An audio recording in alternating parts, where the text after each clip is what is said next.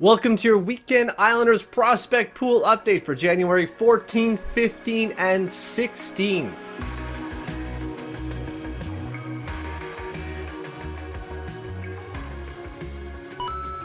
Happy Lumberjack Tuesday.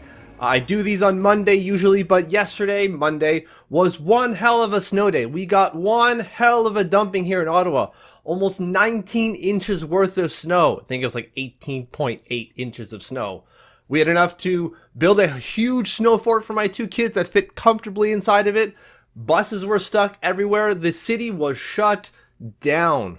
So I did have time to record this, but here I am on Tuesday. Let's look over what happened in the Islanders prospect pool over the weekend, as I do every weekend update. Here's a list of stats for most of the players who played in the prospect pool that did something. Not to say that these players here did everything out there or did something necessarily. Some guys didn't really do a whole lot, but there is some stat lines to at least take note of.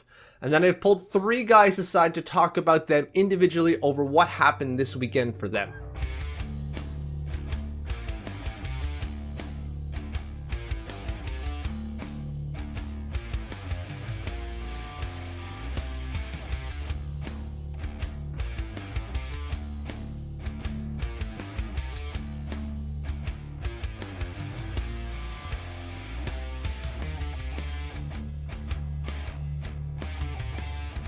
The three guys I pulled aside are Samuel Bolduc, Alex Jefferies, and Tristan Lennox. So let's start from the first and work our way to the third here. Samuel Bolduc, first off, 1 goal, 2 shots on goal over the weekend for the Bridgeport Islanders.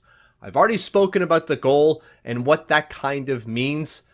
You can go back and watch the video. I've got the goal here for you to look at. A nice big old blast from the point. He's probably got a few shots already in one arm, but hopefully this new shot he's getting is a pure shot of 1,000 cc's of confidence. I'm not a doctor. I don't know what cc's mean. I don't know if 1,000 is a lot or not, but I hope he's getting a huge shot of confidence from that goal. He needs it desperately. The Islanders need that desperately for their prospect pool.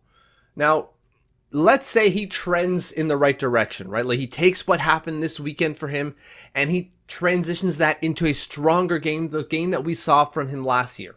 Do we call him up ASAP? No, I don't think so. Unless the season is absolutely lost and they trade away Andy Green and Zdeno Chara, there's no reason to call up Samuel Bolduc. He's got that confidence now. Let him build on that all year long. This is not going to be a wasted year if he can build on that confidence and come into 2022-2023 stronger than when he did in 21-22. Alex Jefferies over the weekend played twice, had 2 assists and 5 shots on goal.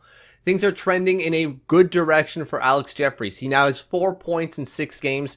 He's about where he was last year in terms of production.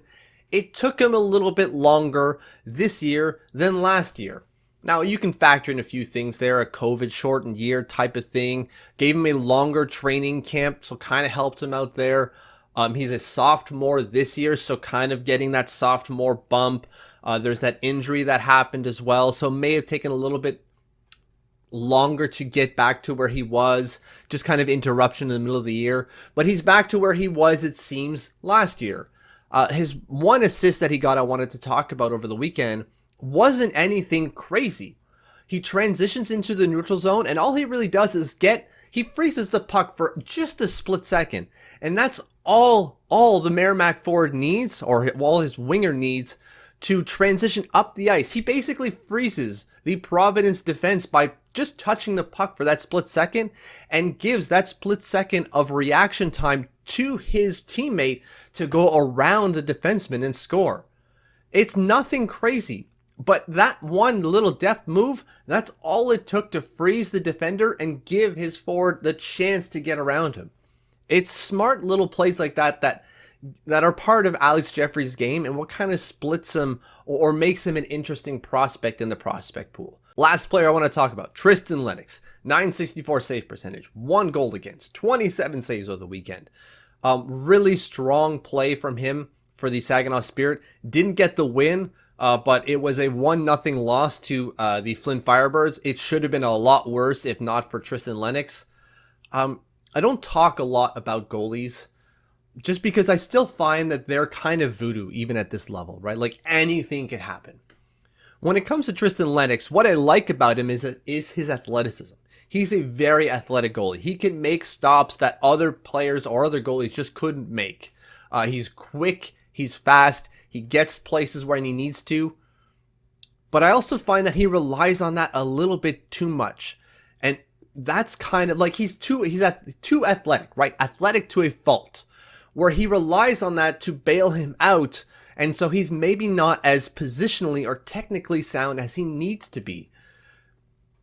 That's going to burn him at the higher levels. Yeah, he can make a Jonathan Quick type save every now and again, and that's great. It's great to have that when you're stuck and where your team, just kind of breaks down in front of you and you have to make those saves. That's great. But to make those frequently and to rely on that too much isn't going to serve him in the higher levels where he needs to be technically sound, just because he's not going to be able to be bailed out or bail himself out with those saves time after time. So as it stands now, Tristan Lennox, very interesting prospect. He's got a lot of flashy skills, but he needs to work on the basics to get to where he needs to be at the higher levels. That's your weekend update for January 14, 15, and 16. Thank you for watching. Thank you for following. Don't forget to hit that subscribe button. And if you have, thank you, thank you, thank you.